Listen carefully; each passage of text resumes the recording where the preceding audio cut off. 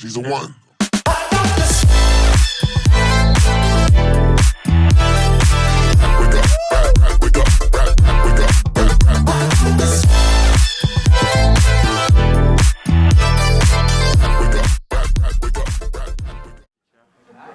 All right, everyone, please put your hands together for Andy.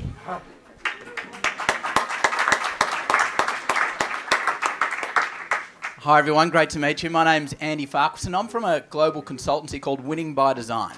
Okay, so we help predominantly SaaS-based companies to be able to take a scientific approach to their growth. Okay, so we've worked with about 400 companies to date, and we help them to, as I said, assess their business against industry best practices.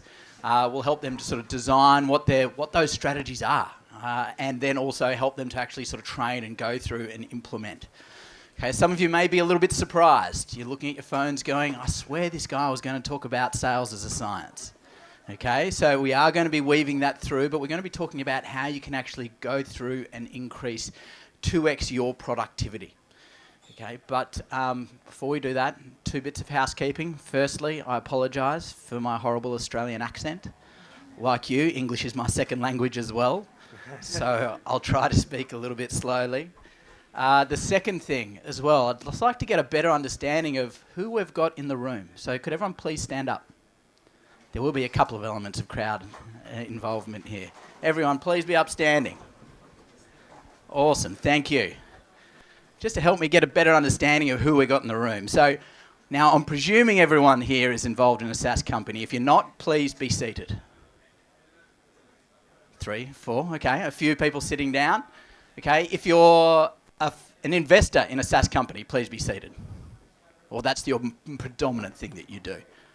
Okay, if you work in marketing for a SaaS company, only a couple of marketers. Sales, okay, a couple of people not sure. I don't know, hey, you can stay up, that's fine. Founders, the hard workers. All right. And who have I missed? People who work in success? Kind of, yeah? What do you do? You're in product. Forgot about you guys, you're pretty important too. Awesome, and product. Okay, so thank you very much. Like, it's just sort of, it's good for me as we get a little bit of context as we're going through this. And I'm super excited to be able to come here and participate in B2B Rocks. I mean, the world of SaaS is just such an exciting and invigorating way to be able to sort of go take a product to market and then actually to go have real conversations with customers. Because there's a big shift, okay? The big shift has just happened with the use of SaaS in that salespeople can't lie to customers anymore. Okay, the risk has really flipped. I mean, does anyone know what the ABCs of selling are? Always be closing, okay? Fantastic, yeah, all right, coffees for closers, okay? So all this sort of great kind of sort of vernacular. But in SaaS, if you close the relationship at that very first sale, that's the most amount of money you will ever lose with that customer. You need to win that customer every day, every week, every month, and every year to be able to enable that to be productive.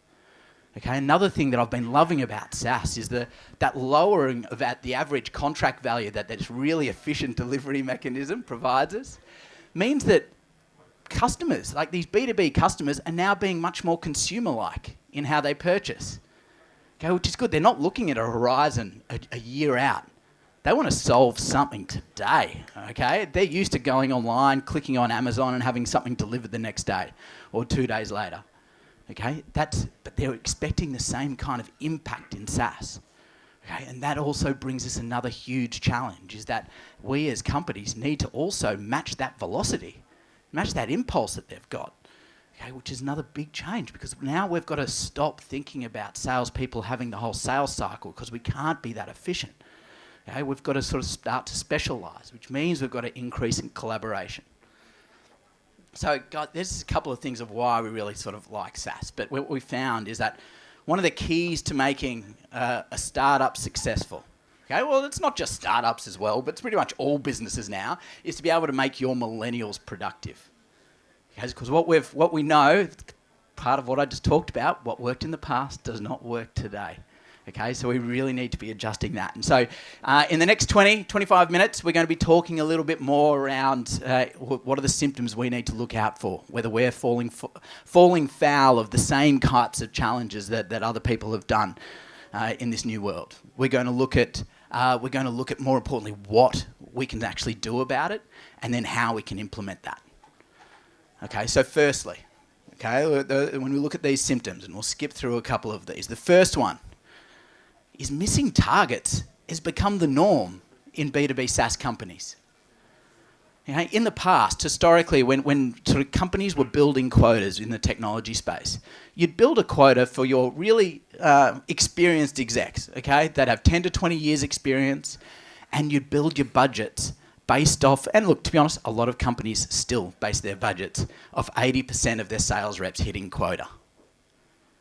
Okay, only 80%. Okay, a little bit of healthy hunger that gets there in the room to try to get people across the line. But what we're actually seeing now, but with SaaS, we're hiring people who have only 3 to 5 years experience because we need more salespeople to deal with a higher demand. Big challenge is that far more people are missing their targets, okay, which is a huge change.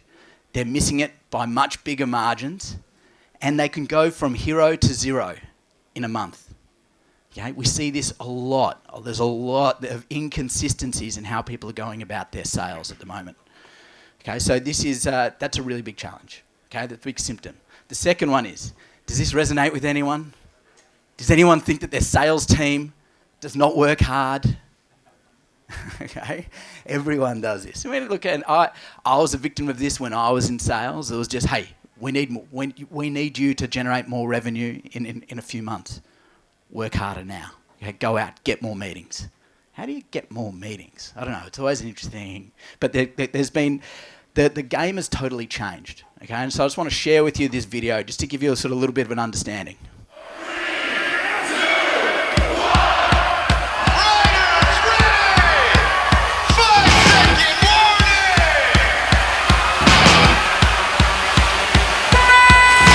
I was nervous waiting for that start, but look at this. It's a great one by Cameron Nas. Dean Moriarty right there with him.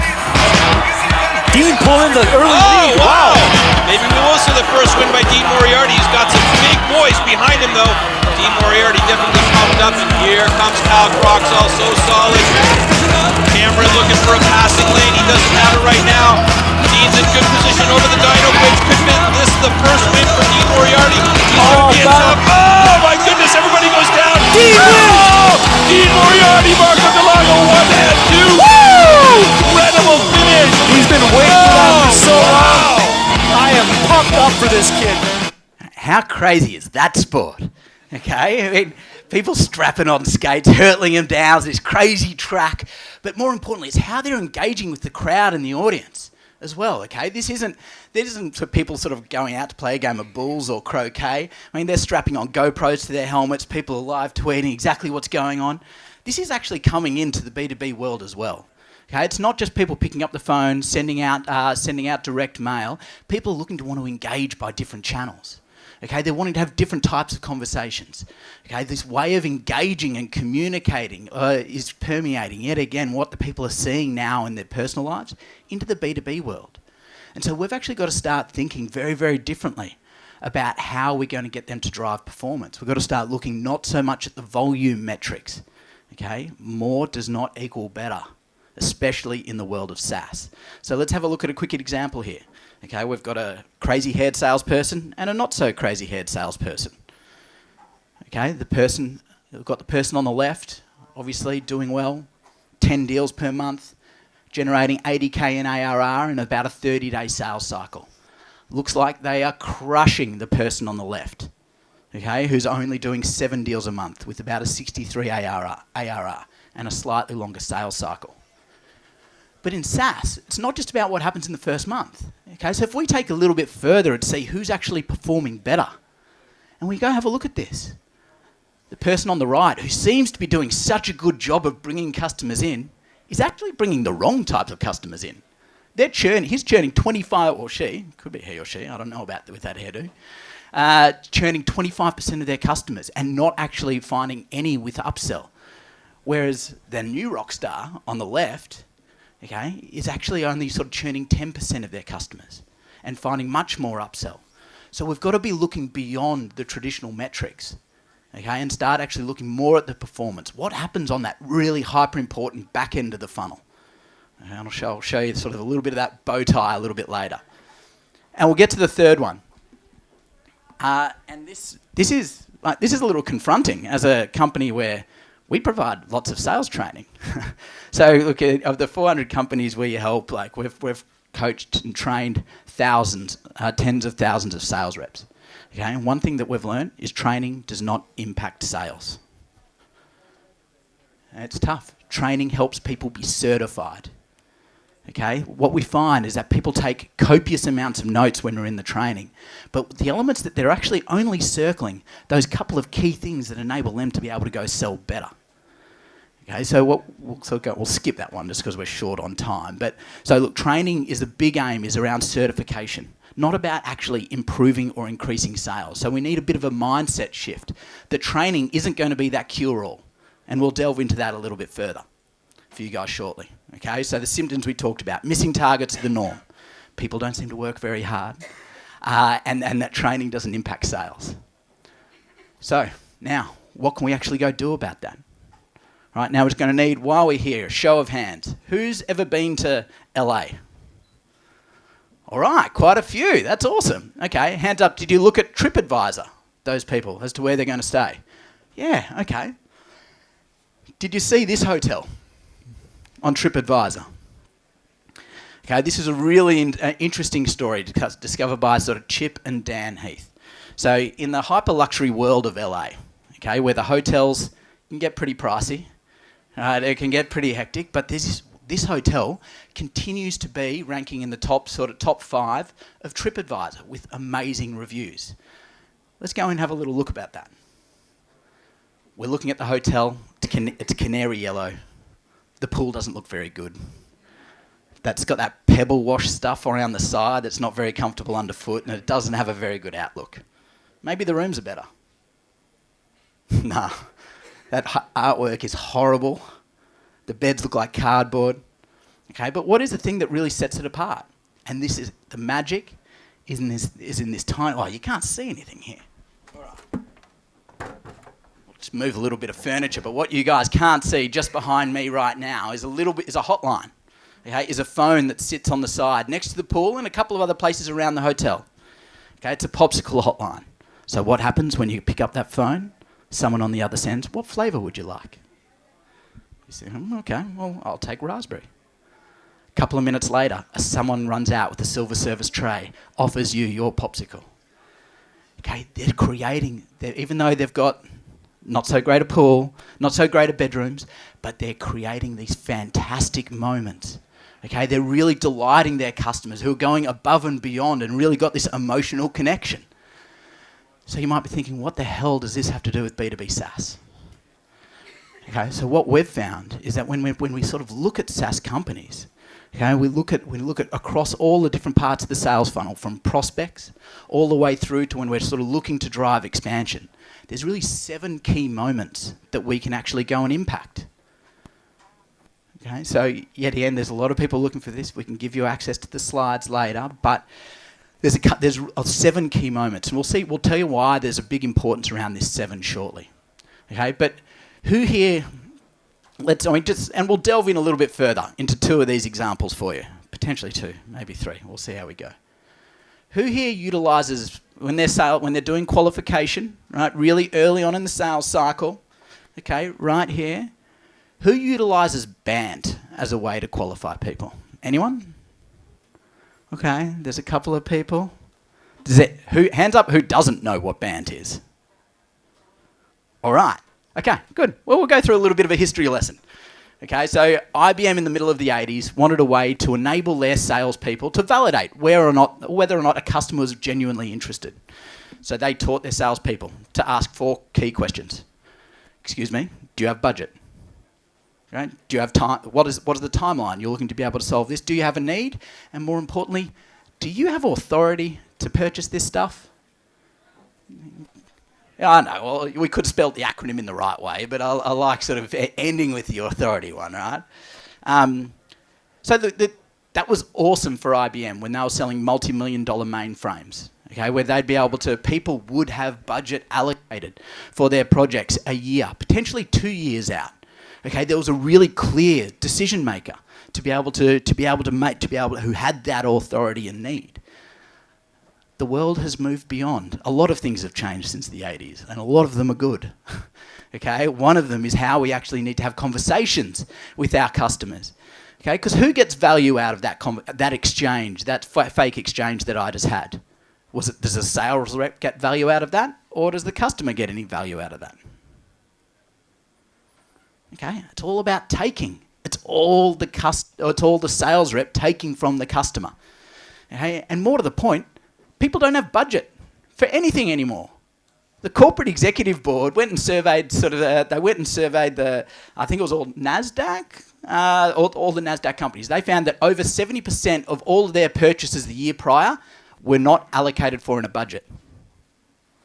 Okay, they had big buckets of money that they wanted to spend on impact. Okay, so if you ask people if they've got a budget, they go, well, I don't know, what can you do for me? Are you the person who has authority? You know, well, A, how many people say no to that question? But B, if they do say yes, they're probably right. I mean, there's another stat coming out of CEB, like it's sort of now up to like 7.2 average decision makers in every sort of B2B purchase decision. So they're probably right when they're saying that they're an authority. They're just one of many. Okay, so we've got to change. It's not about qualification. We've actually got to have conversations with them to understand whether or not this is important to them. How important is it to them?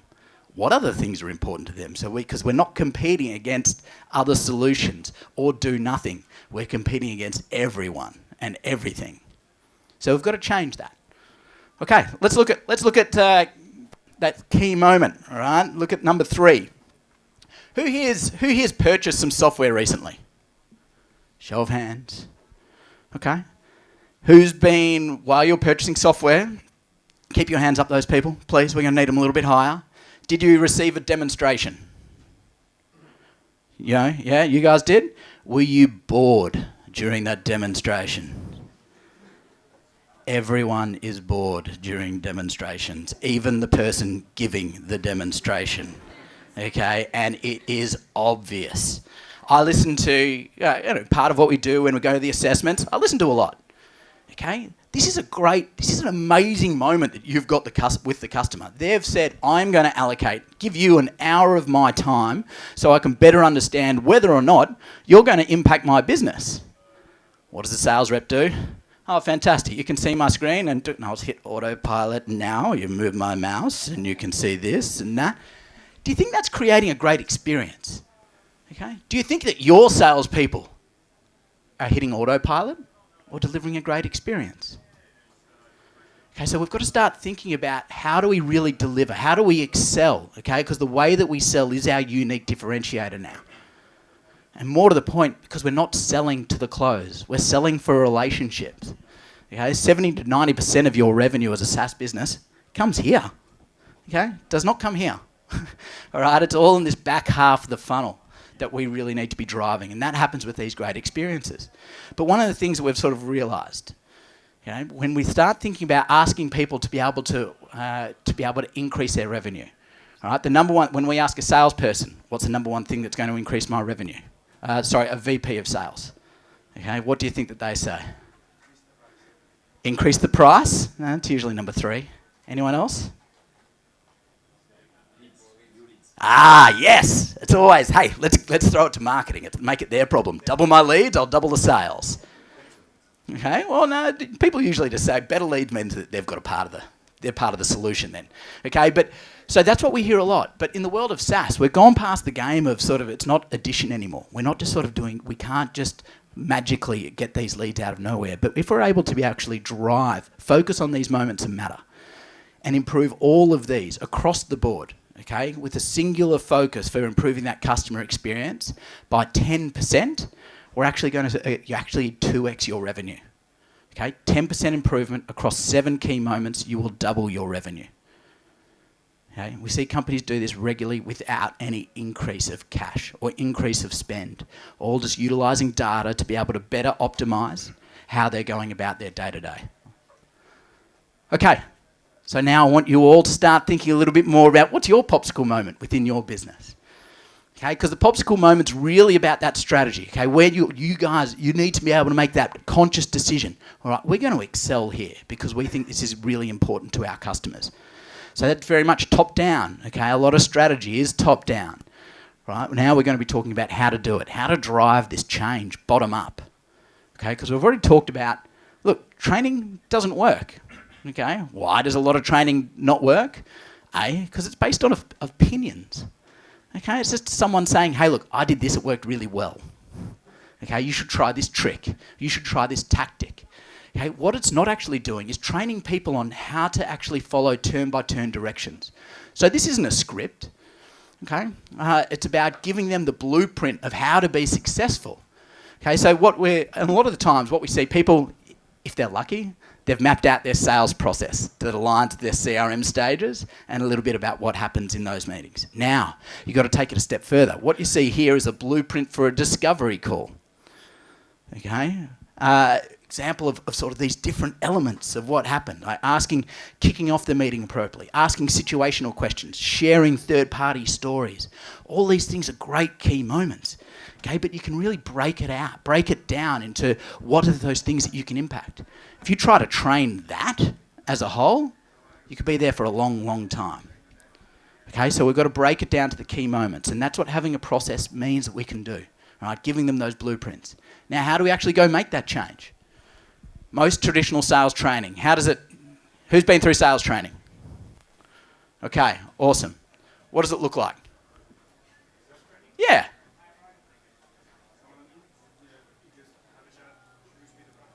You have a chat, people introduce the platform, okay, they might sit there, show you a couple of slides saying, hey, this is what could happen. All right, and typically we see a lot of organisations go, hey, what we'll do is we'll bring in a sales trainer, 2-day training, we'll jam it in, okay? You'll probably, we'll fly all our salespeople in, you'll do the training, and then you'll fly away, okay? And then you'll be trained, okay? What we found that fails a lot of people, okay? And because people aren't able to learn. So what we did was we went back to learning science, okay? Understood a little bit more around how people do learn, okay? And we found that they follow this principle, the 10, 20, 70. 10% happens within these workshops that people are traditionally doing. Now, traditionally, these are PowerPoint presentations that people go through, maybe with a little bit of interaction, but they're usually pretty boring. Right? So we've got when we are educating people in these formal workshops, we've got to make it interactive. We've got to be actually getting them people up out of their chairs, actively participating. Okay? The next thing that we need to do is get them engaged. Okay, the importance of role plays. Who does role plays with their sales team? I want to see more hands. Okay, great that we've got a few. Okay, one of the awesome things about role plays is that it takes the sales leader or the founder out of the equation. Okay, they are not the bottleneck for rep coaching because they can start coaching themselves. When they're doing role plays to a blueprint, opinion's gone. Okay, it's not just people saying, sorry, I thought you sucked that time.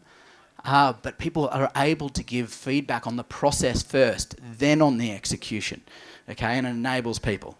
Now, role plays can be really awkward, okay, but wait till you have to do it in front of a camera. And I'm Dan, but I'm an angry customer.